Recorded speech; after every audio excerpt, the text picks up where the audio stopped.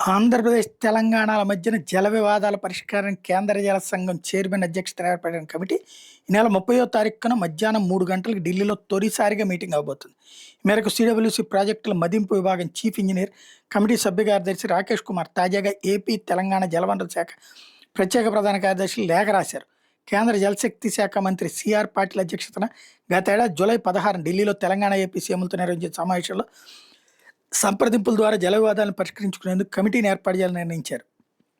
ఈ క్రమంలో తెలుగు రాష్ట్రాల మధ్య నీటి విషయంలో అపరిష్కృతంగా ఉన్న సమస్యలపై సమగ్ర అధ్యయనం, పరిష్కారాలను సూచించేందుకు కమిటీని కేంద్రం నియమించింది. 3 నెలల్లోగా నివేదిక సమర్పించాలని కమిటీకి సూచించింది.